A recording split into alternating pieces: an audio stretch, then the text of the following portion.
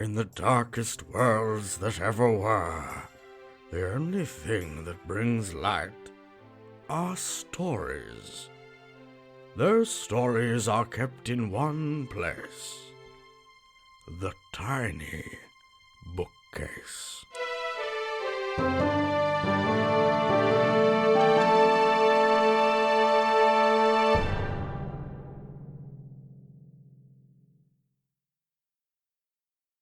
Hello, explorers of the Sacred Library. Hello, I'm Ben.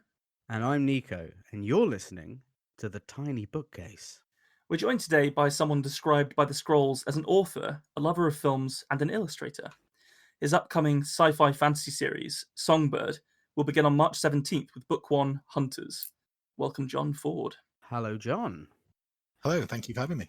Well, no worries. How has your year been? Has it been tough in the Midlands?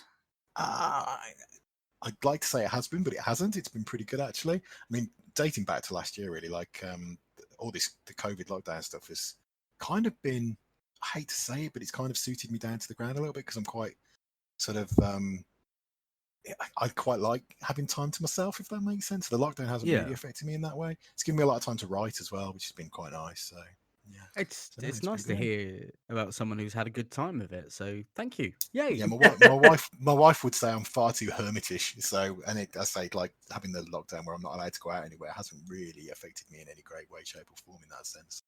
But Yeah, you not being too a bad. hermit's worked out brilliantly for her because you Oh, yeah. started in a 2-bed semi, you grew big enough to fill that, and then you had to leave it and get into a much larger house. That's how. This is No, that's true. hermit crabs, isn't it? Well, it's true though.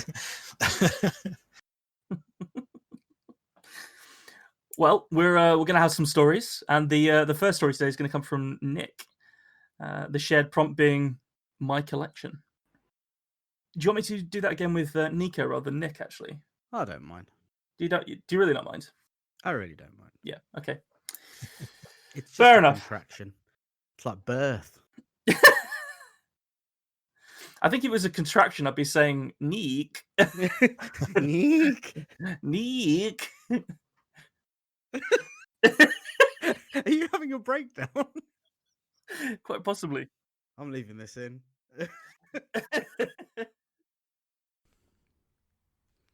What does it mean then? Paid. The goblinoid creature wrinkled its nose like a hog searching for truffles. Its eyes gleamed with a sort of savage delight. Names were a subject that always lit a fire in the bellies of the Fey folk. The slender man at the bar looked into the goblinoid from under the wide brim of his hat. His curls, charcoal black and falling well beyond his shoulders, framed a sharp-featured face. Somehow all at once beautiful and horrifying. Its perfection betraying the lack of humanity rested behind it. Two-coloured. His voice was lyrical, in spite of the deadpan answer. My cloak bears both red and yellow. Thus the moniker. All right, fair enough.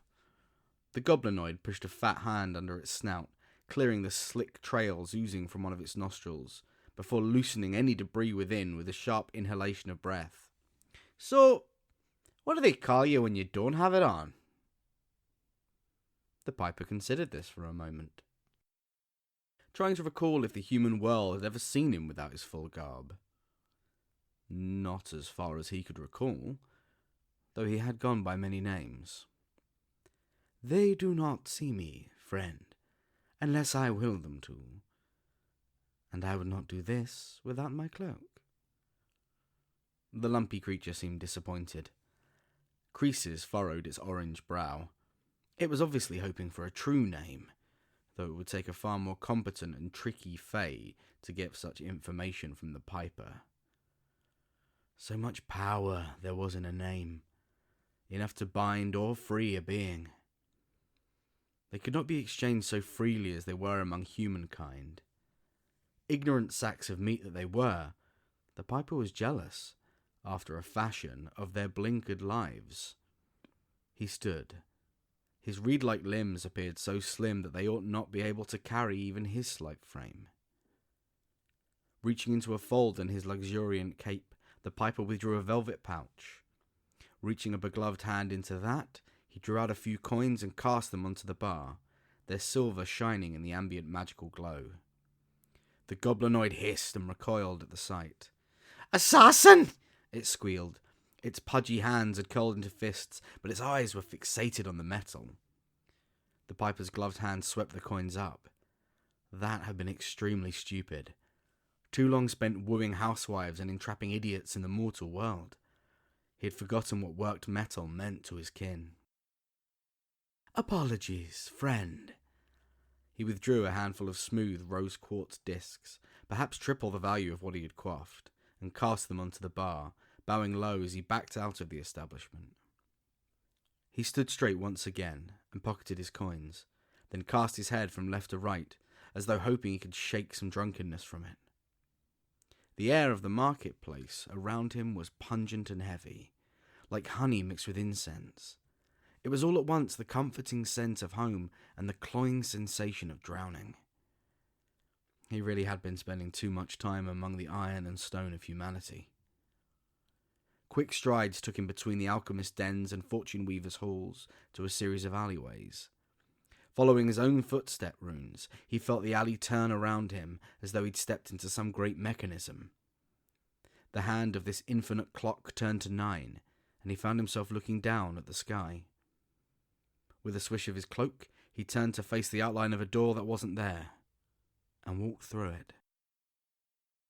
The grim dankness of the room he found himself in was anathema to the glittering palisades he'd previously walked betwixt. Reaching once again into his billowing robes, he withdrew the slender silver tube from which he had built his nom de plume. With a fluid motion, he brought the pipe to his lips and exhaled a lilting wail from it. The reaction from the room was instantaneous. Hundreds of tiny hands began to grasp between the bars, even those of the children as yet unawake. With his playing ongoing, he strode through the corridor built of cages. Glancing in at the infants, he saw that their cheeks had become sunken, and some of them teetered close to the precipice the mortals spent their tiny blips of existence skirting. Death. He had no desire to talk to the Reaper at present. It was such a drab thing, all bones and wails. With a flourish, he let the last notes of the refrain whistle through the room, and stopped. The mesmerizing glamour fell from the children's minds, and once again their screaming started. Poor things, really. They were not to understand their parents' guilt, but a deal is, after all, a deal. When the townsfolk of Hamlin had fallen for the ruse he and the Rat King had laid out, or for the promise of a handsome reward, he had been filled with mirth. Once the rats were gone, however, the piper had been shunned by the wretches. He could have burned their homes to the ground, let the will-o'-the-wisps roam free among the dry kindling of the town, and piped a merry tune in the inferno. Instead, he had wreaked petty vengeance. The rats had been a ruse, yes, but his ability to command mortals with his pipe, well, that was real enough. He had taken the children, for their minds are more open to fancy, and as such easier to swirl the eddies of fantasy within. They would not remember being marched through the markets and squares of the Fey realm. He would only let them know the cages, the pain, the aching gnawing at their innards that human hunger would bring. "Why?" A little voice called to him from a cage, and he leant in to view the occupant. The child was perhaps 6 of their years old, and looked as though it was perhaps a day away from eating its own fingers to survive.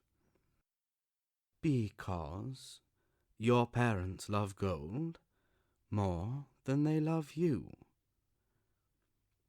He had told no lie, as he saw it. He didn't even truly want their gold. It was completion of the contract he desired. It brought great wealth to the Fae to have coerced and maneuvered humans. It brought terrible shame to have been duped or denied by them. "Perhaps they will pay me now, if I visit them again. Do you think, little rodents?" The children answered only with wails and sobs. Some, he thought, had fallen silent, perhaps even permanently. Such fragility. If his kind could die so easily, then an exchange of materials would be more than fair to save them from spending their short lives in such agony. This all seemed logical to him. In place of a crown of woven petals and golden threads, he had added the children of Hamlin to his collection. They were not so gaudy as he would have liked, but they were granting him some power. The fears of their parents, the rage of the townfolk at the truth for which they were unprepared, the dark realization between them that now it had been perhaps a week, and the Pied Piper had told the truth. He really had stolen their babes in the night. He would visit the people of Hamlin this eve, to see if they wished to renegotiate. Perhaps the news of the children beginning to drift like autumnal leaves would spur them to action. If not, he could always feed the fallen infants to those that yet lived, allow them a little more time. Or there was always good trade in child flesh with the witch's coven. Either way, he had won, and would continue to do so. With a low bow and a tip of his hat, the piper swished back along the corridor of sobs and moans, and with a flash of yellow and red, left the children once again in the dark, nestled with his oaken totems and carved stone gifts, a rotten part of his collection.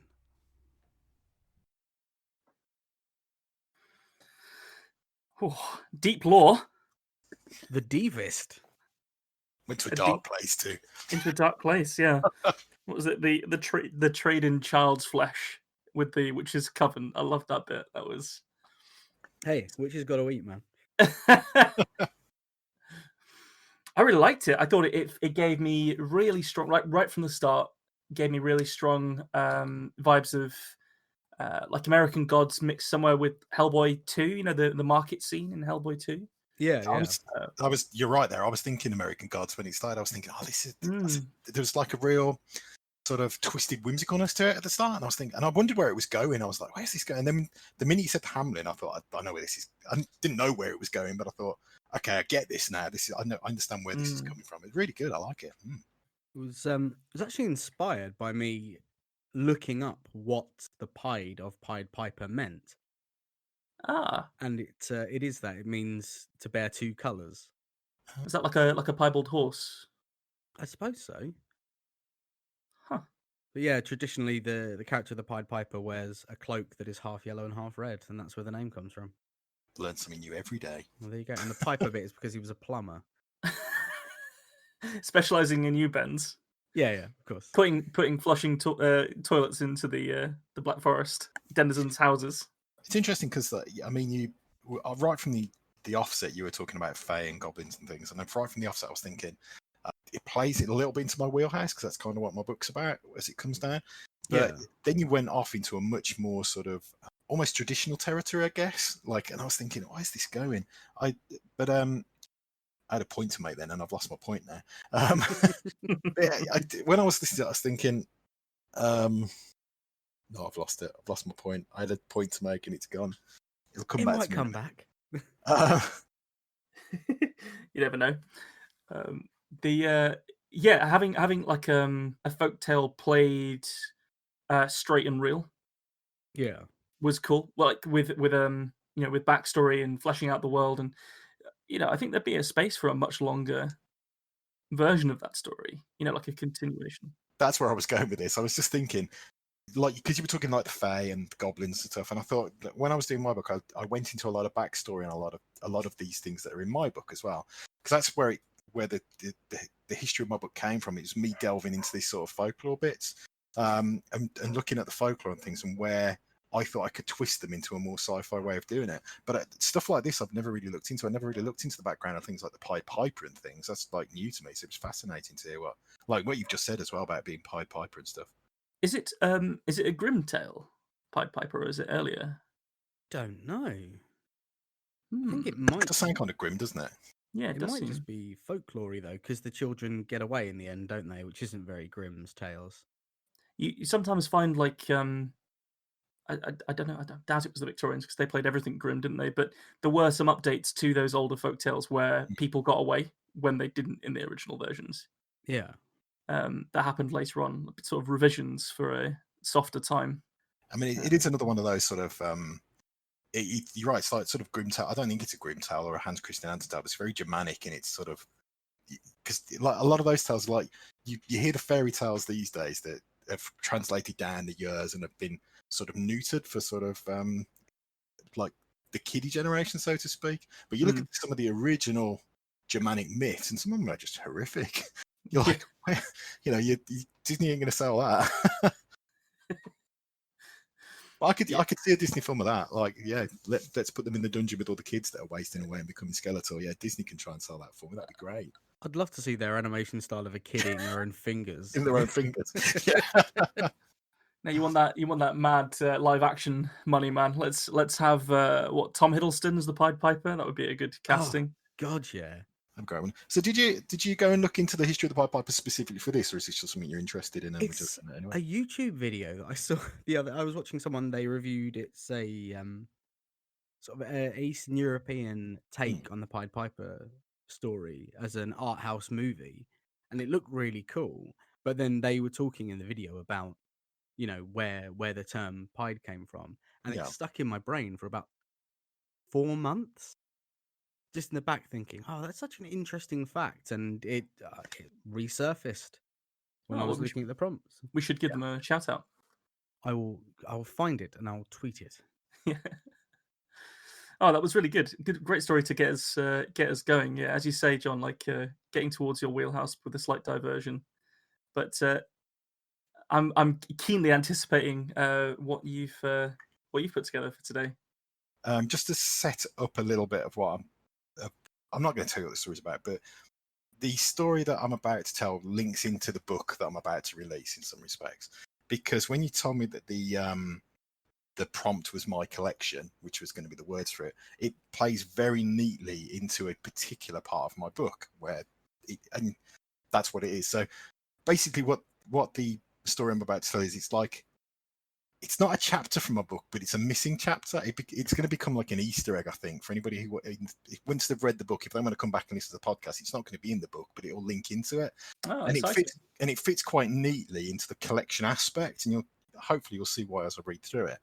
But it was, as I say, the story you've just told, the Pied Piper stuff, I say it plays into my wheelhouse, because when I was researching my book, I was literally looking through a lot of these old myths and legends about the creatures around the world, because the book that I'm writing it plays into the whole vampire werewolf sort of legends. But when we look at these in sort of in terms of how Hollywood presents these things, they're not anywhere close to what the actual myths and legends are. In fact, when you look at the actual myths and legends from around the world, they're very, very different. I mean, it's like you just look at things like the werewolf legends from around the world, and there's just dozens and dozens and dozens of them, and they're all different. So it's like, how do you play into that? So yeah, we're listening to your story just now. I thought, God, there's a part of me that kind of needs to go and research some of these more fairy tale aspects, these legends and myths that are in the past as well now, these grim fairy tales, because that could be really fascinating. No, I've shotgunned it now. It's mine. Yeah. Also, co-author. Yeah. So I think isn't your book coming out relatively soon? I think you might have not a huge amount of time for revisions. It's not. I am pretty quick at revision. Yeah, no, but I just thought, the more I listened to when you were talking about it, I thought it's a fascinating subject to sort of delve into. And, I'm not sure how many, I mean, maybe there are people out there who've written books like this in the past, but I've not seen any or read any. But I thought the story was fascinating. So, but yeah, let's hope my story can live up to yours now. I have no doubt. We shall see.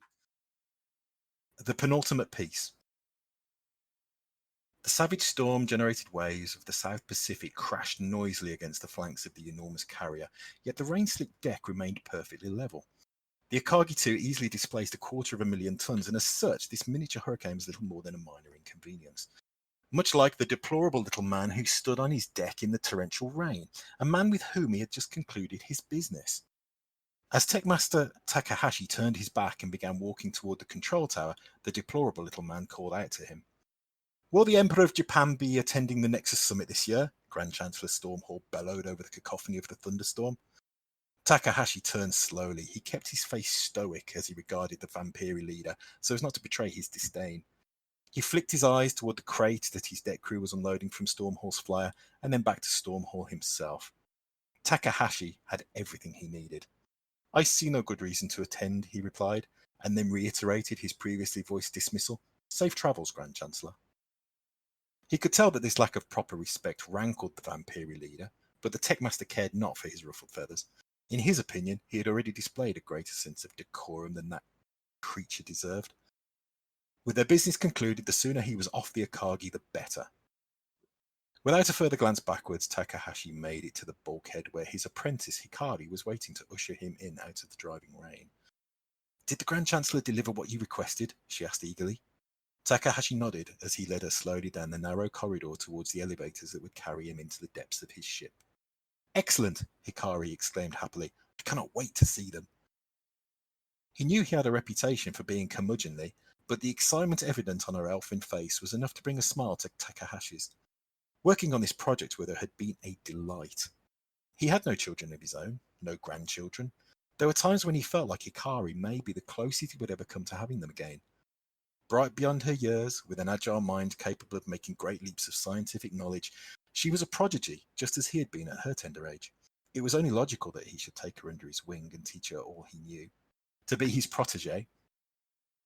Takahashi knew he was living beyond his natural lifespan. Every day he drew breath was a precious gift. Who knew how much longer he would be blessed by Omaikane? How much longer could the deity of wisdom and intelligence hold back Shinigami? How long before the death spirit took him? You will not have to wait long, Hikari, he said with a smile.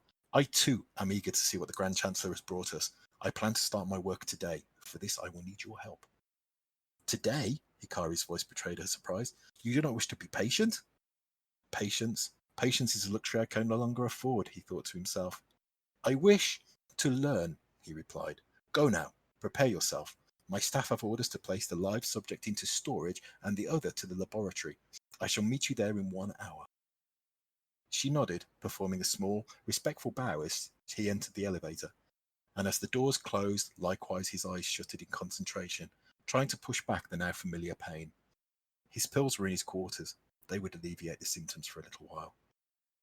Long enough to perform the task that lay before him at least. Opening the bulkhead door, he stepped over the threshold and into what he broadly considered his home.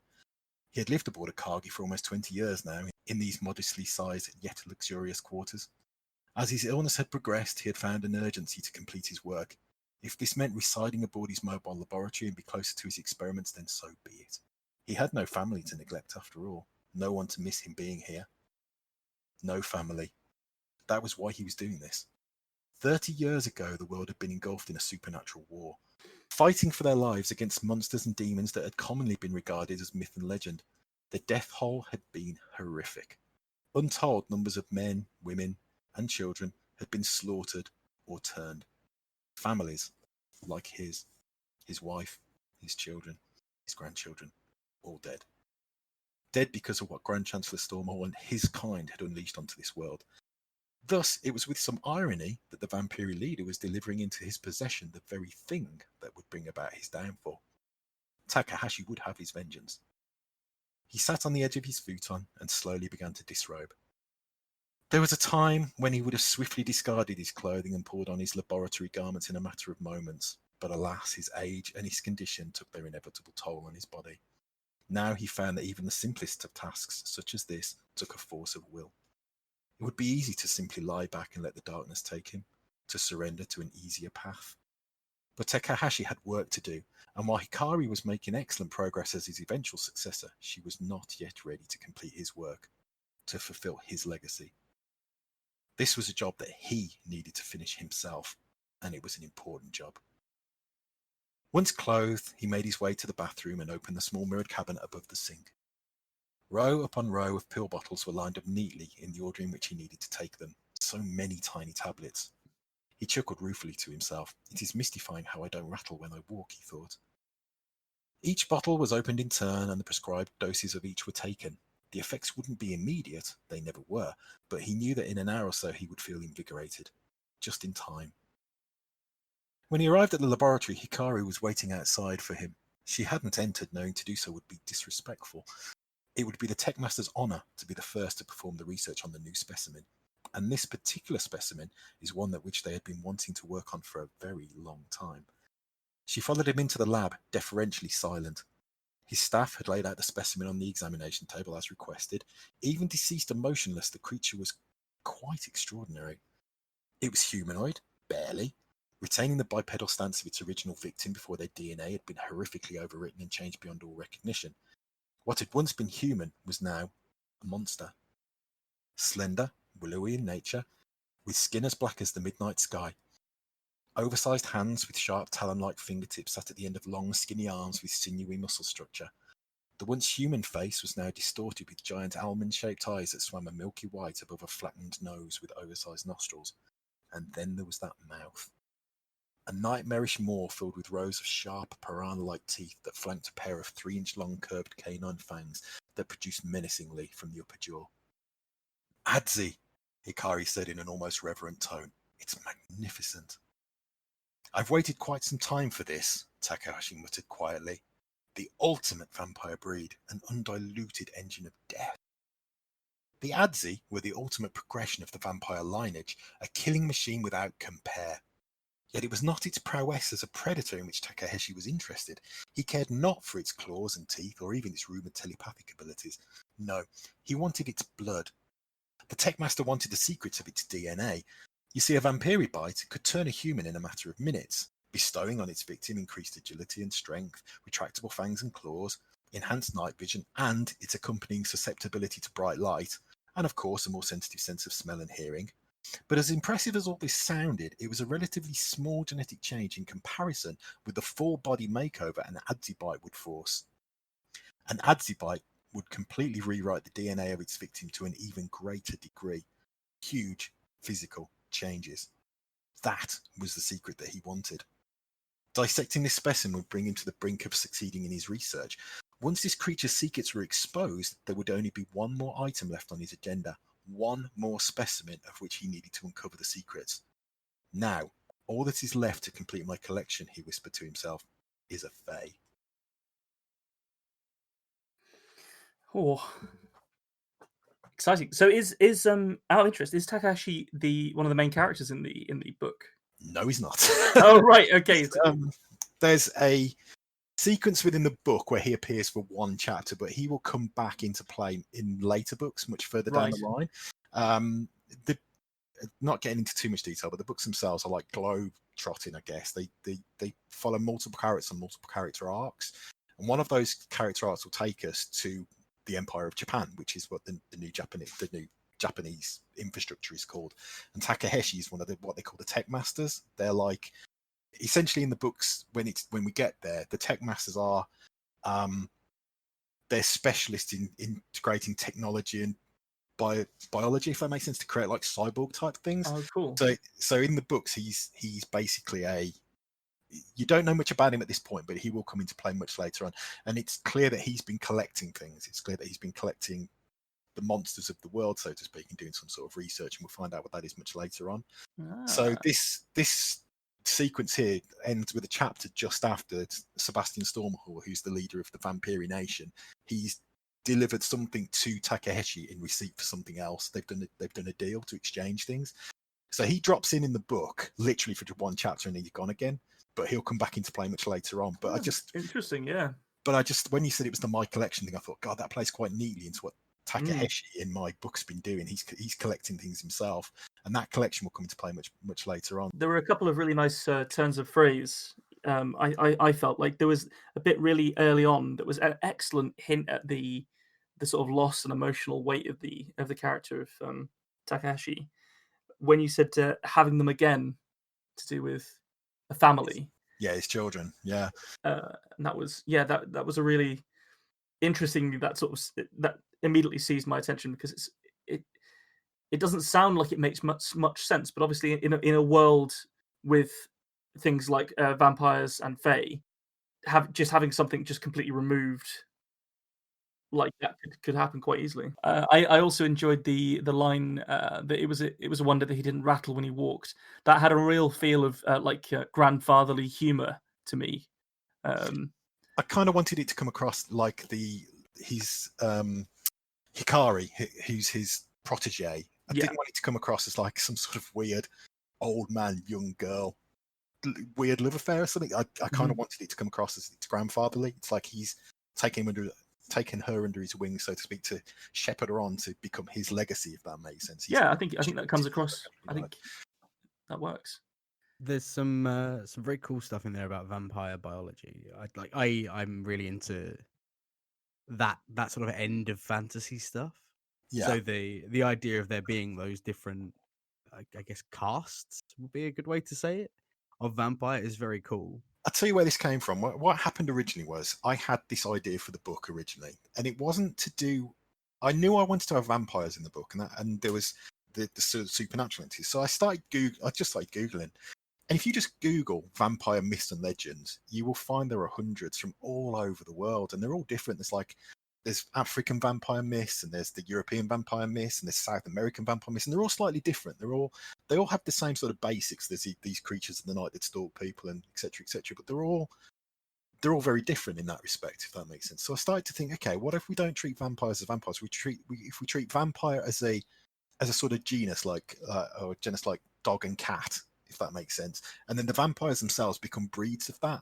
So, like Stormhall himself, he's the leader of what I call the Vampiri, which is one breed, and then which are very human-like and they have very human traits. And then you've got the Adzi at the other end, who are very monstrous. They're still stalkers of the night, and they still will bite your head off with their great big fangs and their piranha-like teeth, but they're more monstrous than human at that point. And there's this whole this spectrum of shades in between where I'm trying to cover as many of the covered as many of the vampire myths as I want to delve into. And the same with the werewolves as well. When I went in to deal with the werewolf stuff, when I was looking into that, I realised that it's not just werewolves. Like I think it's chapter 2 of the book details with a character called Alexa, who's a bounty hunter, and she's hunting in the Bahamas, and she's hunting a were-tiger because they exist. They're from Indonesia. They're called the Hiruma Judean, I think they're called. Were-tiger. I like that. Yeah, were-tiger. So I was like, when I started uncovering these things, I thought, God, that's so cool. Why are we doing werewolves when there's were-tigers out there? And why can't I just drag all this in? So again, almost like the therianthrope, which is shapeshifter, basically it's like an umbrella for all these different races underneath it. This werewolves, were-tigers, etc., etc. And that's kind of what I wanted to do. I wanted to sort of think, okay, let's think outside the box a bit, not just take the modern mythology which we've all grown up with from watching TVs and movies. What happens if, like, a lot of these myths and legends from all over the world are all true, but there's a reason for it? Just for confirmation, you've got all of the werewolf types, but have you got Sonic the Werehog? I just need to know if we're going to get sued by anyone. I don't think we have. No, we're right. They'd be very right, small. you horrible fey creatures out there. If you want to know more about it, you're going to have to buy the book, which is out in 2 days from today, if you're listening on the day of release. If you're not, what are you even doing with your life? Come on. You should be listening on day 1. However, we have another story to get in from our very own Ben, and I'm going to insist on it happening immediately. Well, here we go. No go. pauses. Go. Ah! My collection. I always make sure I look around carefully before stepping out of my front door. The world can be deceiving. Sometimes it will appear the same, and I often need to corroborate what my eyes are seeing with information from my watch and calendar. Only when I'm sure it is definitely my front garden and my driveway will I step through. I haven't been caught out yet.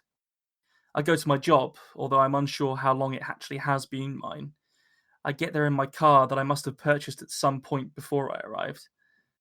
The people there talk like they know me, and I remember the frantic panic of what it was like to try and recall anything about them initially. The amount of time I'm sure of myself and what is mine stretches back only several years. Before that, I don't have anything. In the first few months, I successfully hid my confusion to any and all. Fortunately, I have no family. I did see a doctor who spoke about imposter syndrome, amnesia, fugue states, and blows to the head. None of it applied to me, and I left before she could find out about my collection. You see, I know exactly who I am. I'm just not me. It was around that time that I found the first one that I could certainly say was my find. I was walking on the weekend through my town, trying to provoke sensory memories when I saw it. It stuck out of a clump of weedy greenery that had burst the pavement and partially climbed a graffiti-scarred wall. A small shining glint on an overcast day drew my eye to it, and I squatted down to investigate. It was a near-perfect sphere of metal, finished in nickel. From one side, a short rod protruded through a thick metal disc which had 4 holes spaced evenly near its edge. Turning it over, the squared-off rod was connected to the sphere, but not the drilled disc. A doorknob. It felt right for me to put it in my pocket and take it home. When I got to my home, I closed the front door behind me and took a long breath. My tools, which I'd found there on my first day as me, sat on a small stand just inside the house. I set to work busily, quickly removing the interior doorknob from my door and replacing it with the newfound one of nickel. Once the fastenings were in place, I turned it experimentally and opened my door. Beyond, it was a sparse forest, flattened by snow. The yellow from my hall light bulb made an ugly stretched rectangle of discoloration in front of me, in which my shadow squatted. I turned quickly and flicked off the light and let my eyes grow used to the night of the other place. Every edge and dip of the landscape and its foliage had been smoothed into serene banks of undisturbed whiteness. Through the painfully cold overlay of the snowy air, I could smell pine. I peered up, taking care not to push my head beyond my threshold. Above me was an imposing night sky, naked of cloud cover, and each bright point of light twinkled. I took my time, attempting to absorb every detail I could discern before closing the door and replacing the doorknob with my own. I held those details in my head as I carried it through the rest of my house. My collection dominates every room, and it has since before I can remember. Row after row, shelf after shelf, nook after nook, my collection fills the place. Below each is a card with a reference number, date, and description. All of the cards are in my handwriting, but I didn't write that many of them. The nickel sphere was my first. I carefully continued the cataloguing system, maintaining the established format. For the description, I wrote, "Wintry forest, somewhere in the north perhaps, time period unknown. Could be Canada?" I stored the nickel sphere in the next available slot in my collection and felt a sense of satisfaction. Through the years, I have found 65 more doorknobs, latches, and lever arms, all of which I have tested, all of which open upon another place, all of which I have catalogued. As a voyeur of lives, I have seen many places and times. Sometimes it is clear what the life I'm peeping on is like, and other times it is a guessing game. I am careful never to go through, as it had begun to occur to me what had happened. I was not me. I was someone else now. The creator of my collection, or perhaps even another, later me in the cycle of me's. I needed to know more and began to search my collection for any clues. Thousands of doorknobs, each with my own careful handwriting appearing next to it. I found it relatively quickly, a gap early on. The numbering for the handles on either side made it clear that an item was missing. The card was gone too, so I was unable to even know what life had been mine before this one. But then I wondered, shouldn't there be another doorknob somewhere that had belonged to the other me? I searched for it through the house, for a hidden one that didn't fit in my collection. I never found it. Whoever was me before me, I surmised had taken theirs with them when they stole my life. That there was only one gap in my collection led me to believe that I was only the second me. I resolved never to do what my predecessor had done and made sure to be careful that I didn't accidentally cross the threshold with any of my surveys. Diligently, I kept a record of everything I could see whenever I found a new one. I don't know why this happens or how they find me, but each new handle brings with it a new world to peer into. Sometimes the handles are ordinary, things of modern workmanship, fashioned from steel, brass, and nickel. Others are older alloys, patina-covered copper or pure iron. They appear to me as precursors lost in time, and they open my front door to places I failed to describe well enough on my reference cards. My world goes on around me, unaware of my collection. I have found that even the strangest of happenings can become curses if they repeat often enough. I realized some time ago that I was not keeping my collection. I was a slave to it, unable to reach beyond and touch the lives I could record glimpses of. I found him a year ago and have checked in on him often. His young life seemed full of joy, and that gave vicarious hope to my own sorry existence. His home was always filled with smells of tasty cooking and the rhythms of excellent music. From my vantage point, I could see that his parents' bookshelves were filled with knowledge and culture. I could hear that when they spoke to him, they were raising him well. Then his world changed, and I began to check in daily. It appeared the boy had become sick. The once happy house was becoming a mausoleum to a horrendous and unavoidable oncoming loss. The door suddenly stopped opening in his home and began to open in a hospital ward. The palliative care doctors and nurses strove to care for him. I knew then that I couldn't allow whoever he was to end in the universe so abruptly. I began writing what was to be a note, and which became a thick sheaf of pages. In it, I wrote all that I had known about my situation and his, and why I had made the decision. I wanted to help him understand. Then came the day. I pocketed my own doorknob and placed my writing on the stand by my tools. With practiced ease, I fixed his handle onto the door and opened it. The slowing beep of monitors and the iodine smell of the hospital greeted me. With a sigh, I broke my own rule and stepped through. My last thought was that I hoped he would prefer being me. I'm not sure what emotion I'm meant to be having, Ben. I feel quite sad. Somewhere between sad and wonder, yeah. It feels like this is not a comparison, but you know the Disney movie Up. You know that scene of the first few minutes where you get the really condensed view of, is it Carl? I think his name is in the film, where you get the condensed view of his life and the joy and the tragedy. I kind of feel a bit like that. Yeah, I think there's an angle of that. The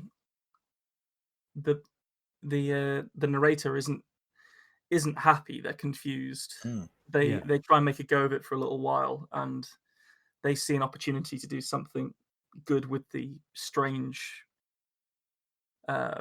situation they find themselves in, and then they take it at their own expense. Yeah, It's an excellent read on that opportunity for compassion when faced with what is essentially a superpower that is nice. 'Cause it's not a, you can fly or you've got super strength power where you can save people all the time.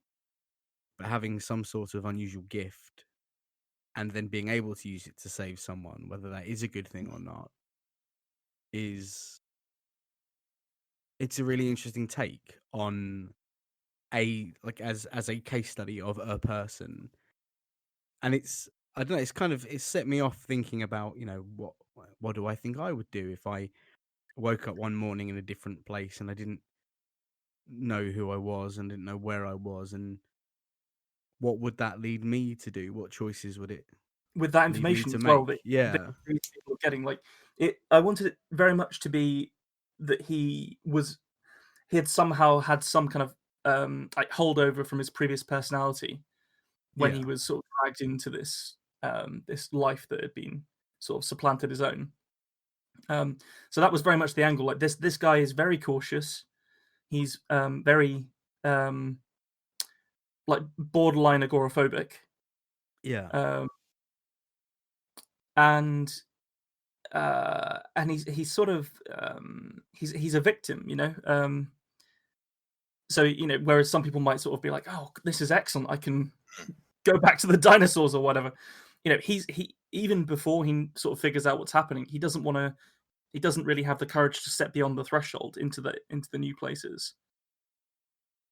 It's interesting that you say, he's a victim, because he's trying to save the next person. He's trying to become the hero, but that, the implication could be there that is he making the next person into a victim by saving them? Or I think that's why he writes the note. Yeah. He's trying to do something different. He's trying to do excuse it better. do it better, and do it for a good reason, rather than because he doesn't know why his life was taken, because he doesn't know what his previous life was. Oh man, where did the inspiration for that come from? Have you? I have no idea. I have actually no idea. I was thinking about collections, and for some reason I thought, wouldn't it be strange if somebody had a collection of doorknobs that opened the same door into different places? Yeah. And 'Cause that was literally it. Didn't come from anywhere that I can note really. Yeah, I say it comes talking Pixar. It comes from like it reminded me not reminded me of Monsters Inc. a little bit, but you know the whole having the Yeah, doors, yeah. yeah. I was kind of in that sort of mode from it. I was thinking, are these what, with the doors going to various different places? That's kind of what struck me from it. I mean, at first when you first mentioned it, there was sort of Narnia vibes to it at first. I was like, oh, and then because you were talking about. I really like the phrase. What was it? The painfully cold overlay of white or something. And I thought, well, this sounds cool. And then it was like, so I had this like sort of he's going to a different place kind of vibes that were coming from that initial sort of first opening couple of paragraphs, and then it took like a little turn into somewhere I wasn't really expecting, if that makes sense. And then I started to get when you were talking about all the different doorknobs and all different doors open to different places, so to speak, or the doors open to different places. Then I started thinking, were you watching Monsters Inc. and that's where the inspiration came from? I think there is a sort of trope, isn't there, in general fantasy literature, which I guess Monsters Inc. was sort of aping to a certain degree, like portals as a concept. Yeah, they have power. Like you mentioned, Narnia. There are a whole bunch of examples of doors or other, like like the mouth of a cave or this kind of thing leading to another world. Yeah. Another book I've read recently, actually. There's a guy. There's an author called Ethan Crone. I don't know if you've come across him. Not at all. No, sorry. He writes. They're like comedy satire books, I guess. They're very Hitchhiker's Guide in their style and their feel. But I've read his first book. It's called A Life Spectacular, and it's a really funny book, really, really good. But the concept behind that book is that there's a guy, called Guy, I think, basically opens his closet one day and walks into it, and he ends up in an alien body on another world. So his closet becomes his portal to him living a totally different life in this alien body. And it just again, I was struck by sort of not parallels, but it gave me that sort of vibe as well. It's well worth promoting somebody else's book now. It's well worth a read if you are into that sort of Douglas Adams sort of comedy sort of aspect, because it's very sci-fi comedy in that respect. It's this guy's trying to like adjust his life in a new alien body in this world that he doesn't know. But yeah, I sort of got vibes sort of of that. Quantum Leap vibe as well, perhaps. Yeah, Quantum Leap as well. God, that's a blast from the past, isn't it? That's but this the whole living in somebody else's life in somebody else's body that very much It's so. a really powerful choice to have it to create this character who has no frame of reference. And therefore, when they have access to all of the wonders of the world, they can't really see it as a wonder necessarily, because they don't know what their normal is. Yeah. I think there is a line in there about even the strangest things becoming curses if they repeat often enough. And this idea that this is just this guy's reality. He doesn't have any, as you say, like he has no frame of reference. All he knows is that he's got a deep feeling that something very bad has happened to him. He can't know more about it because that's been denied to him by the previous person. And he's got access to these powers. And for whatever reason, he just keeps the status quo ticking inside this life, which is just to catalogue the doorknobs. I think that's it. It's in both your telling and the writing of it, the show of how mundane it is to him is what really sells that idea. That to him, it's just, okay, new doorknob, make sure it's labelled, it goes in the correct spot in the box, done. Rather than it being some wonderful adventure every time. That really sends home that idea. I mean, you're right, it sends home the idea of like, if you had these powers that everybody else in the world considers something super, maybe people go, oh mate, you've got these amazing powers, but if you're living with them, does it become humdrum after a while? Does it become ordinary? It just becomes the way you are, if that makes sense. And you kind of get that sort of melancholic feeling from it a little bit. Yeah, this is just what I do. I'm the doorknob man. Well, speaking of humdrum and melancholic, it's time once again for the questions, Ben. I love questions. What? Don't say it like that. You make it weird. I love questions. Well then, Well, you're bringing the Marlon Brando to it. I didn't put the Marlon Brando. well then you're gonna love this, Ben. I'm scared now. John. Yes. John. Too many Johns. What are you reading at the moment? What am I reading at the moment? Oh my God, my pile of books is so big. I'm currently reading. I mean, you had, I think you had Anna on the podcast Yes. recently. Well, she shall be on the podcast in the future. Oh, excellent. Well, I'm currently arc reading her sequel to her Beyond Blue Eyes book at the moment. I'm reading Beyond Blue Eyes 2, Fallen Angels, which I'm really enjoying.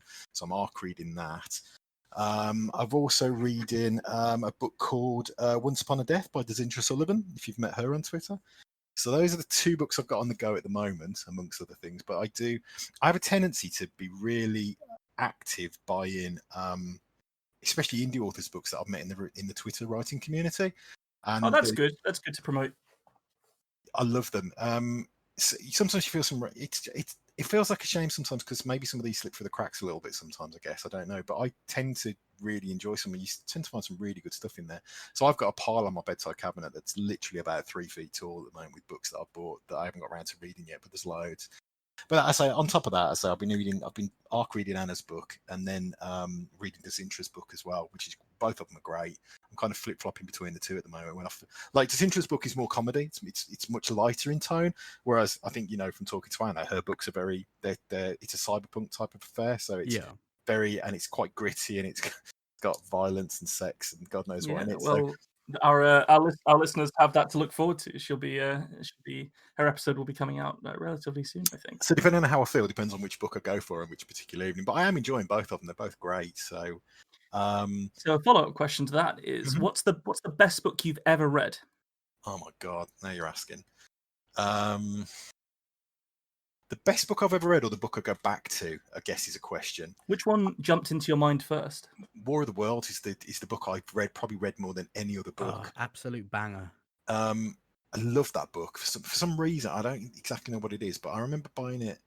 Well, I remember being bought it when I was a kid by my parents, and I've just read it so many times, and I always come back to it. Love it to bits. So you're sort of unsure as to why, is that right? You're not entirely sure why it's the. I've always had a leaning to sci-fi. I think that like the sci-fi leaning's been from quite an early age, and I just don't know why that book really strikes such a chord with me. And it's just something I always come. It's not a very long book. It's shorter than you think. I honestly don't know. It encapsulates everything that you kind of want in a sci-fi book. I guess you've got the I mean, it's a period piece. It's very, very set in its period, but there's this whole alien invasion thing, which I'm a sucker for. I'm a sucker for an alien invasion movie or book that, I'll watch anything that's got that in, even if it's dreadful. It's got that in it. So you've got this sort of the mystery and the action aspect, and then you've got the survival aspect, which I really enjoy. And then the science sort of behind it as well, which is very, the fact that, the aliens were defeated by the common cold, which is very, we've seen that trope a million times now, but that's where it kind of started, I guess. And the fact that something so small, you don't have to have these huge alien space battles and something. It can be something really small that wins the day for you. I like that concept. I just really do. And that book has just always struck a chord with me. So you said you read some bad sci-fi books. Oh. Have you got a worst book you've ever read? Worst book I've ever read? Oh, yeah. Now, you don't have to have finished it. That's... I'm trying to think now. You barely have to have started it. I couldn't really pick one off the top of my head currently at the minute, I guess. That's a really tough question. Well, if we can recouch the question a little bit, which is there anything that instantly turns you off when you're reading a book? I have a real bugbear with perfect characters, if that makes sense. Okay. I can't bond. It's the old Marvel DC argument, I guess. It's strange the way to put it down to that, but if you give me Spider-Man and you give me Batman, for instance, like I'm way more inclined to read a Spider-Man story than I am to read a Batman story. Batman's great and all, but I don't relate to a billionaire who has his dinner served to him by a butler and has all the gadgets he wants, and he's just a bit a bit depressed because his mum and dad died when he was young. But I do relate to someone who goes through the struggles of life, being a kid or whatever. I mean, I'm too old for that now, but you get what I mean. It's like the whole. I don't find the one relatable when I do find the other. So if I'm reading a book where that character doesn't have flaws and doesn't have a problem, then I have a problem with that. It's like it instantly just turns me off. I don't find those characters compulsive. Think of the Harry Potter books, for instance. If you go down that route as well, like Harry Potter as a character is, he's the one that wins the day, he beats Voldemort, etc., etc. But he's not an all-powerful character in the day. He's a character that bumbles through his life, basically stumbling into victory after victory because he's got good friends. And that kind of, in some ways, makes him a more compulsive character than it would if they'd have made him some super genius prodigy wizard that could do everything. And that's kind of where I'm coming from, really. If I come across a book where I've got a character who's just too perfect, and unfortunately, there's a lot of authors out there who will write them like that. Like they'll turn around and say, "Oh, my character, Boris or whatever it is, he's gifted. He's the best athlete in the world. He's got this superpower that's the best in the world. He's the most intelligent person in the world, blah, blah, blah." And those kind of books just turn me off. I don't want to see someone who's got the gifts. I want to see someone who's struggling with that. So it's interesting that you mentioned, in particular, it's how like a main character is is sort of shown to the reader and written generally. Because our next question is, do you have a favorite literary character? So is there a particular literary character that typifies exactly what you want from a main character? Do you know what? I'm going to blow smoke up Anna's backside here because, like, I've been reading these Anna's these Behind Blue Eyes books, and I read the first one. And sorry if you're listening, Anna. When I started reading it, she's got a character in that book called Nephilim, and at first I was kind of like, "Oh, this character just seems too perfect for me," and I was a little bit out at first. For the first couple of chapters, I was like, I don't know if this is going to suit me. But as that book went on, I really started to enjoy it. Like, she turns Nephilim into a really flawed character in a lot of senses, and I really enjoyed that. And I've got to say, of all the books I've read recently, like, I've really enjoyed that character. I've really enjoyed. I have a real sort of sci-fi superhero sort of bent, anyway. And I've also read. Is it Marissa Meyer that did the Renegade books? I don't know if you've read those. They're basically like superhero type books. It was a trilogy. I think Renegades was the first one, and she has a character in that, which I'm forgetting the name off the top of my head, but she's really good as well. What's her name? I can't think. But again, another very flawed character. She's like a villain who double agents as a hero. So there's this very flawed makeup to her, this very sort of conflicted makeup. And I really like that. That's another character I really bonded with quite quickly. And if I bond with a character like that, it makes me want to read more.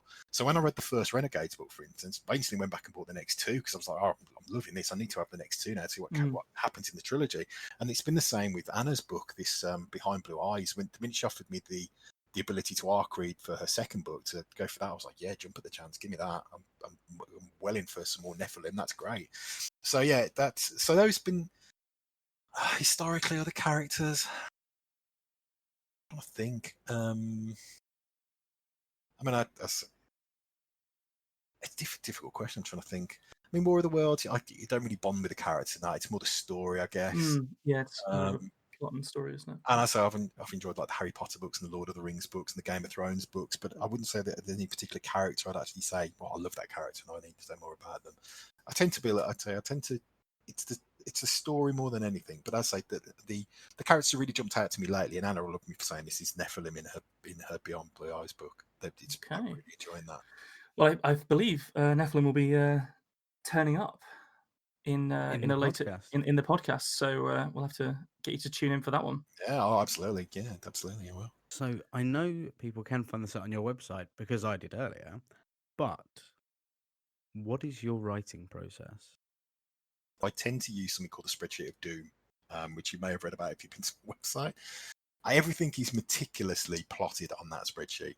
The reason I did it on there is because I've written shorter stories before, maybe stories from the aspect of one character, or maybe a couple of characters, but never written anything on the grand scale of, not really written anything on the grand scale of the Ballad of the Songbird before, which is what I'm writing now, which has 5 major characters and a cast of hundreds of secondary characters.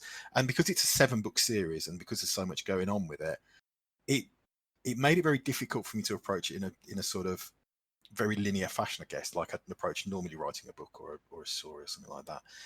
Because I've suddenly got this arc plot that I need to plot in, and I need to go from the start of book 1 to the end of book 7, but I also need to make each book interesting in its own right. So each book has its own driving force. So that meant plotting everything out in advance, which took me a while to do. And I've got this spreadsheet, which I call the spreadsheet of doom, which is huge. And that's where everything gets plotted first. So I create on the spreadsheet first and make sure everything interlinks together and goes through there. And then I tend to write, when I'm writing the book itself, I tend to write the I tend to write the bits that I'm more interested in, I guess. So I tend to flit around. So, for instance, Songbird, the Hunters, the first of the Songbird books, it's got something like 82 chapters in it, I think, which sounds quite a lot for chapters, but the chapters are quite short because I don't tend to go for chapter breaks. I tend to break to a different chapter when it's a different character perspective.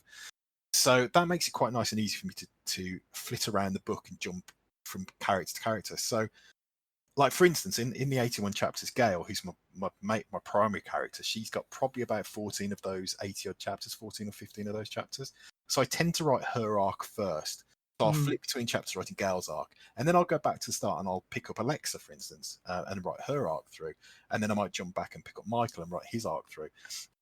And then, because it helps you, rather than doing it in chapter order, so to speak, where I might write chapter 1, which is this, chapter 2 is Gail, chapter 3 somebody else, chapter 4 somebody else, chapter 5 somebody else, chapter 6 somebody else, then you get back to Gail by chapter 7. But at that time, it's only get to chapter 7, you've got to try and remember what you did with Gail in chapter 2 and where she left off. So I found it easy just to write them in arcs. So just straight, right, this is Gail's arc, this is Michael's arc, this is Zara's arc. It sounds fascinating. It sounds like you plot very heavily, which is a really exciting way to do it, because I'm sure that it means that you can sort of see everything that's going to happen before it happens. But 7 books is quite a lot to plot in it before the first one comes out. I would like, from what I've sort of read and from talking to other people, that's a lot of books to plot in advance. The way it works is that I've got, in the spreadsheet, I've got all 7 books, but book 1 and book 2 and book 3 are currently fully plotted. So I've got them fully plotted, so to speak. I know which chapters deal with which things. I'm currently writing book 3 at the moment. Now, even while I'm going through the writing stages, some of those chapters may change because, as you know from writing, things kind of sometimes take on a little life of their own. Like in book 1, for instance, but the second chapter, I think it is, chapter 2, details a character called Zara. And Zara is, she's a bounty hunter, and she was supposed to kind of be a throwaway character in book 1. It was a character that I kind of thought I needed a driving force behind the narrative in book 1. There's something that takes the reader from the start of the book to the end of the book. So she's on this like hunt mission, basically, which gives us our narrative backbone for book 1. Whereas a lot of the other characters kind of satellite at that point. They're kind of floating around that arc in doing their own thing.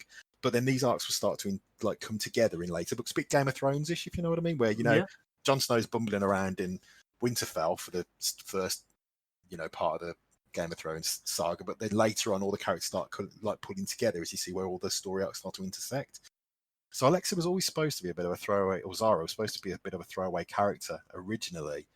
But the more I wrote her, the more I started to enjoy writing her. And then you start to find that character starts to take on more importance than you originally envisaged for them, which then affects book 2 and book 3 and beyond. Yeah.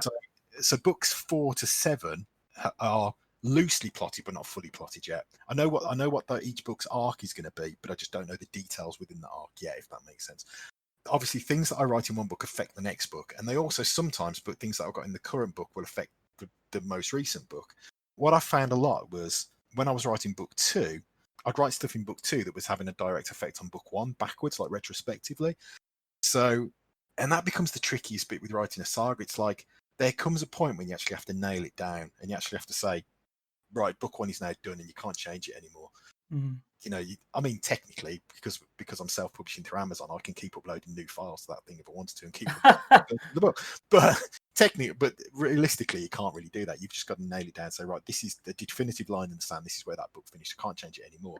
So at some point before March the 17th, there will be a sign-off process for that book, which will say, actually, that's it. Can't change it. It's because once it's gone out to the public on the 17th, that's where it's set in stone. How exciting! One of the interesting things I did with book 1 was, I don't know if you've been on the website, I did a casting call where I do I got my beta readers to cast the characters from the book as if I was making a movie or a TV show. And it was a really interesting it was a really interesting exercise in how other people see the characters in the book. That actually takes us on really perfectly to our next question, Mm. because it is, if you could adapt any book into another medium, and that doesn't just have to be film, it could be TV, it could be a musical, it could be a board game, a role-playing game, whatever you fancy, what would it be, to what, and why? Now, throwing aside the fact that like we mentioned War of the Worlds a minute ago, I've always wanted to see an original, a proper War of the Worlds translation. Okay, that's been my bugbear for years. I quite like. You haven't got beef with Jeff Wayne's one, have you? Because we might be about Oh, to I have love the Jeff words. Wayne show. Good, That's great. good. I love the musical, but do you know what I mean? Like they've translated that book to TV and film, and they've never done it right. Not Yeah. really. The closest I ever saw, and I can't get a hold of this, and if anybody knows where I can get a hold of it, it'd be great. Because obviously they did the 1960s, I think it was 1960s or 1950s version or whatever it was. There was that one. There was then the Tom Cruisey one, which was set in the modern day. They then had that god awful BBC TV drama they did out last year, which was weird. But they've never done one that's properly set during its era, if that makes sense. So that's what I wanted that done as a proper thing. They did. There was a I don't know who it was. I think it was in the History Channel in America. They did a documentary, like a mock documentary series about as if War of the Worlds had really happened, and they would show me footage from the time and all sorts. And I remember watching it once and thinking, "This is great. Why can't?" But I've looked for it on DVD since, and I cannot find it.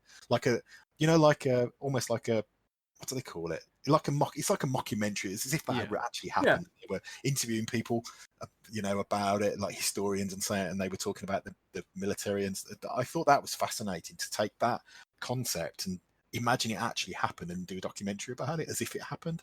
Not like a documentary about the book or the TV show, but about the actual happening of it happening, if that makes sense. There's a few of those sort of things knocking about. There was, just after Walking with Dinosaurs happened, they did a mock one that was dragons, but presented in exactly the same way as if they were real things. And it was, so I can see that being very cool. Yeah, I'd love that. The ones I read, I mean, this has already happened, but I remember reading what's his name, the Expanse series of books, the Leviathan Wakes and stuff like that. James S. A. Corey, but it's actually two different men, and that's their combined pen name, isn't it? I forgot. Ty Frank and somebody else. I can't remember off the top of my head. But yeah, I always I thought that would make an awesome show. Well, it has. I would say that's the Expanse is. I don't know if we've got anybody listening that enjoys it, but that is a fantastic show. So, is there anything in particular that you would adapt? So, rather than what other people have already adapted? I mean, I'm just trying to think about my book collection downstairs and thinking, what have I got down there that hasn't already been adapted into some way, shape, or form? I mean, I've been a long-term reader of the Jeffrey Deaver books as well. Like, I tend to lean towards sci-fi and fantasy myself, but on occasion I will dip into like crime books. And I do read Jeffrey Deaver, who did The Bone Collector, which was made into a movie with Denzel Washington. I think it became a TV series last year as well. But I turned that into a board game. Oh, right. Like a Cluedo-esque Who Did It board game. Okay. I could do that. What else have I got there? I'm visually trying to picture my bookcase downstairs and see what else I've got that we stand there, which we haven't had turned into anything else. We just live in a world. I feel like the Cluedo style murder mystery board game is a perfectly reasonable answer to that question. Yeah, I'm just looking at it, I'm thinking, like, everything I've got downstairs on my little libraries, like, unless we're talking about the indie books that I've been collecting lately, which haven't like hit that sort of mainstream market, everything's sort of been picked up and just done somewhere in some way, shape, or form. Well, that's fair enough. We can move on to the next question, which is, are you the kind of person that is capable of crying whilst reading? Like, can a book move you to the point where you're crying? And if so, when did you last cry whilst reading? When did I last cry when reading? I mean, I have. I have been brought to tears by my own writing because it's so bad. You'd be surprised how often that is the answer. That's right. When was the last time I was moved to tears by a book? I couldn't tell you when, but I have a real tendency to be moved, not so much by words, but my music, I guess. Yeah. Music tends to strike a deeper chord in me than words do in some respect, but very often I'll do the two things at the same time. I'll very often be listening to music while I'm reading at the same time, and sometimes those two things in combination will have an effect on me. So that I mean, the last time I cried to anything, as I say, I did cry while I was writing my own book, because there's some particularly, especially in the late, like talking about my own book saga, like when you get to some of the later books, I've already written some of it. I've already written some of the later, like book 6 and 7 chapters, which can deal with some really quite sad stuff. And I tend to be moved into a musical mode as well. So like when I'm writing chapters, I tend to find a song that reflects the emotion that I want to feel when I'm writing, if that makes sense. So, and there are times sometimes when I'm writing these things, it's not that my writing I think is moving, it's more that I'm in that place where I'm writing something where the music has pushed me to a point where I can get quite emotional about things. And the same is true when I'm reading books as well. Like, so I can't think the last time it happened, but yeah, I tend to listen to music while I'm reading a lot of the time. And sometimes the combination of the two will have me getting quite. Is it sort of the accidental combo of the two? So when you know a song shuffles on and it happens to reach a crescendo at exactly the right moment that there's something building up. Yeah, like for instance, do you know the Evanescence song "My Immortal"? Yes. But it's a very sad song. I think it's about the singer, I can't remember now, but I think it's about the death of her brother, isn't it? And she's coming to terms with that. If that happens to be on my song stream when I'm reading a sad chapter in the book, it will break me, because I get into this real mode where the music's pushing me to a place where I'm in a particular emotional state, and then the book words will push me further across that edge, if that makes sense. That does make sense. It's something I've played into in my book a little bit. I have said, I was talking to my editor the other week, and because some of the book titles people might not notice, but some of the chapter titles in the book are song titles, and that's usually reflective of the song I was listening to when I was reading the chapter. So that's where it comes from. And I did say that one day I might put like an Easter egg list on my website about what I was listening to when I was writing those chapters. So if people wanted, they could go and listen to the same music I was listening to when I was writing it. Now, talking of Easter eggs and facts, it's time for Nico's favorite question. Yes, gang, it's that time again where I completely derail the book podcast with a question not about books. Okay. So, and this is the finest question ever penned by humankind. If he does say so himself. And I fucking do. John, waiting with bated breath now. You were about to be sorely disappointed. So keep building up. So before I unleash this masterwork now, prepare your body, because I am asking you the question that is, what can you tell me? Well, I don't know. I said what? It's not part of the question. It's all part of the mystique of the question. I've broken. Right. Can you tell me one genuinely uninteresting fact about yourself? An uninteresting fact? Oh my god. Not that I have any interesting ones, to be honest, but uninteresting fact. I don't even know what class is an uninteresting fact. Every fact I think of seems interesting in some way, shape, or form. I drive a Ford Mondeo. Is that uninteresting enough? Ford Mondeo. Now, what color is it? Silver. That's my first question. Silver. It's an estate as well. There you go. Do you have any stickers or accoutrement attached to it? It's not even a sticker on it. Wow, you're like to make it factory fresh. Good grief.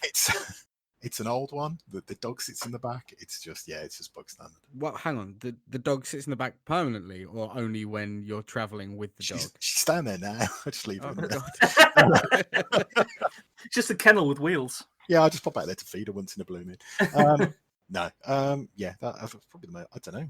And do you ever leave it unlocked? And what's your home address? No, I don't leave it unlocked. But joking aside, when we had the I say never leave it unlocked. You know, I don't know where you guys are based in the world, but I'm in the Midlands, which you can probably tell from my accent. But we had that cold snap. Was it last week or the week before where it got really cold? The temperature dropped to like -4 or whatever it was, -5. Me and the wife were going out one day, and we were supposed to be taking my car, and Jess, my wife, walks around the passenger side.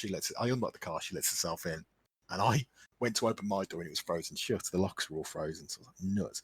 So to prove the concept, I opened the back door and found that door would open, but then because the locks were frozen, it wouldn't shut again. So I was like, "Oh, you're kidding me!" So I like pushed the door shut, but then walked away from it and left it overnight unlocked because we couldn't lock it. So there you go. Well, it sounds like it was an icicle anyway, so I don't think anybody else would have had much use. You couldn't get into the driving seat because the driver's door was locked and I had the keys. But yeah, the car was unlocked that night because the car was frozen. But You but can no, sort of imagine like a would-be thief thinking they'd possibly not struck gold, but they'd struck a silver Mondeo for sure, and then trying to open the driver's door and it's just not working. Yeah, I could see it. I did have not this car, but I did have a previous car burgled overnight because I left it unlocked. So that has happened to me. I had back in the day, I had an Alfa Romeo and accidentally left it unlocked overnight. And when I got in the car next morning, somebody had been through the car, the glove box was open, and everything. That's quite a big leap, isn't it? Alfa Romeo to Ford Mondeo. That's yeah. No, they rhyme. They're basically the same car. I don't know anything about cars. Is that true? It was. I got married. That was. There was a period of time when I wasn't married and I had lots of disposable income and I had an Alfa Romeo, and then I got married and got a Ford Mondeo estate. So there you go. Tale to be told. Your upcoming work. Do you want to just sort of tell us what it is and where people can get it? Yes. So I have a book coming out on the 17th of March. It's called Hunters. It's the first book in a 7-book series called The Ballad of the Songbird. I don't know how geek culture you guys are, but the Ballad of the Songbird is an homage, sort of reference to. I used to be a big comic book geek when I was a kid, and I used to read a book by Alan Gibson, I think it was in the day, called The Ballad of Halo Jones. Yeah. So I kind of always wanted to use that in a book title. So that's where that comes from. There's an Easter egg for you. So yes, Ballad of the Songbird, book 1. Just going to interrupt that to say my band has a song called "The Ballad of Jack McCall," which is named for exactly the same thing. Really? Oh my god! Originally, when I was going to do it, it was under the working name of The Ballad of the Songbird for ages, and I was talking to my editor the one day, and I thought I should perhaps shorten it to just Songbird, the Songbird series, and she said, "Nah, it's a really cool name. Just keep it as The Ballad of the Songbird." And I said, "That comes from the fact that I used to read one of my favourite comic book sort of graphic novels and comic book series when I was a kid was the Ballad of Halo Jones." And that's kind of where that came from. So she said, "No, keep The Ballad of the Songbird." So I did. So there you go. That's where that came from. But it's interesting. And the book one is called The Hunter, correct? Or is it Hunter? It's Hunters. Yeah. Hunters. Book 1 is called Hunters. It's a multi-character sort of arc, if that makes sense. There's multiple characters within it. But the first book, they all have some connection to the word hunters. I don't know. Do you want me to tell you about the synopsis for the book, or just definitely? Yeah, give people the synopsis for the book. Yeah. So basically, what I did was I postulated that 2016, just gone a few years back, there was an event that happened in the world called the Rising, and the Rising was where all these what we consider myths and legends, vampires, werewolves, God knows what. I've thrown everything in there. They basically rose up, and there was this big global catastrophe that sort of called the human race. And what it did is it left the world a very different place. Eventually, it was the Fae that came and put a stop to it. The story of the Risings, it starts in like the North Americas and spreads from there. And when it reaches Europe, the Fae, who are considered like old magic, I guess, although magic doesn't really have a place in my book in that respect, but they stopped it when it got to Europe, and they put a whole kibosh onto it. And the world's stabilized at that point, but it's a very different place. So we have North America, that's a vampire continent now. Basically, it's now owned and run by the Vampiri. That's what they are. And a Canada that's just above it is a werewolf nation. So there's these factions around the world now. The world is now broken into these faction states where they're not countries anymore. They're now states. Like the UK is the sort of capital country of what's called the Federated States of Europa, which is Europe. There's also like a hint to the fact that there's this new mountain range that's appeared in sort of Eastern Europe, which has separated us from Russia, and Russia's gone dark and hasn't been heard of for 30 years, because now I forward the clock to 2045. So all this stuff has happened in the past. And you join the action in 2045 when this is an established world now. This is just what it is. And you will pick up clues as to why the world is that way as the book goes on, or as the series goes on. And then the book details a number of different story arcs from a number of different characters. So there's Gail, who's my main character. She's she's a soldier. She used to run a team of human Fae hybrids that were called the Hunters, the 137th Hunters. They were like, basically their job was to hunt down rogue monsters and kill them. When you meet her in the book, she's very bitter and very broken because she's grieving the loss of her team. Her team were killed in an incident she refers to as Bloody Valletta. You don't know what that incident is yet. That's just dropped into that very first chapter, that she's very bitter about that, but you'll find that out much later on in the book series.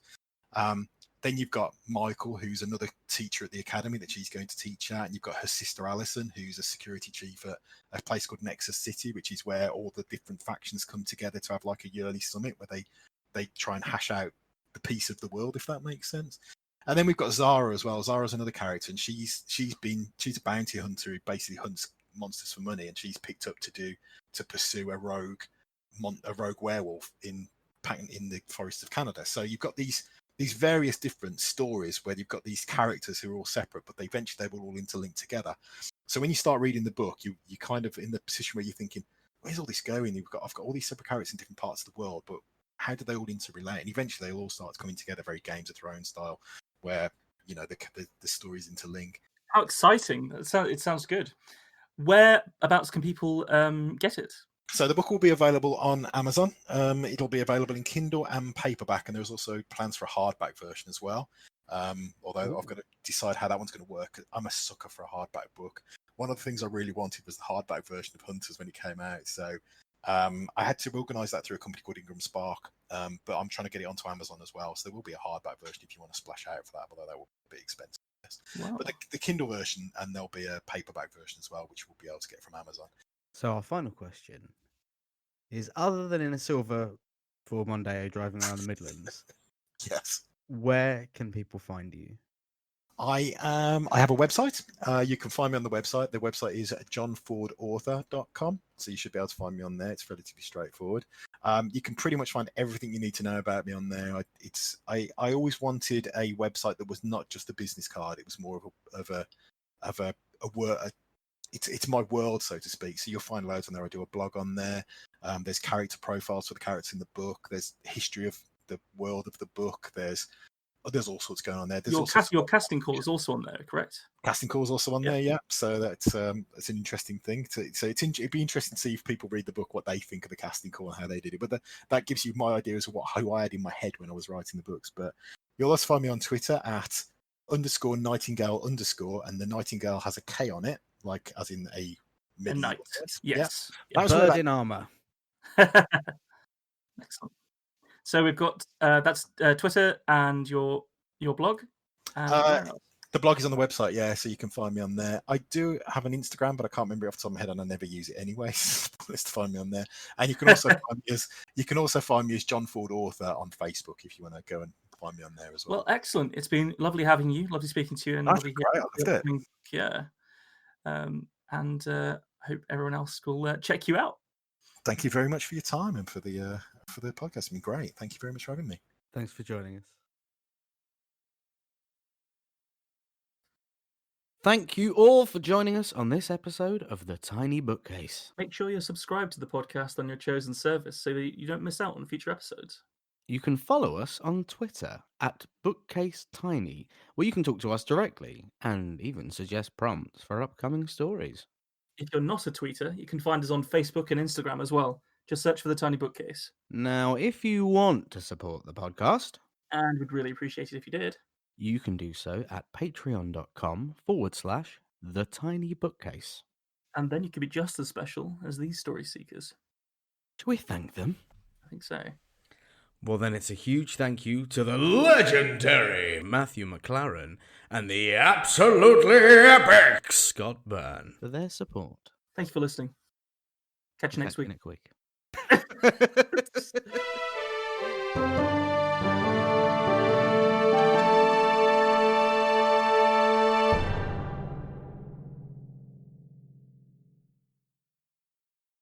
Make it slimy. Make it slimy, Nick.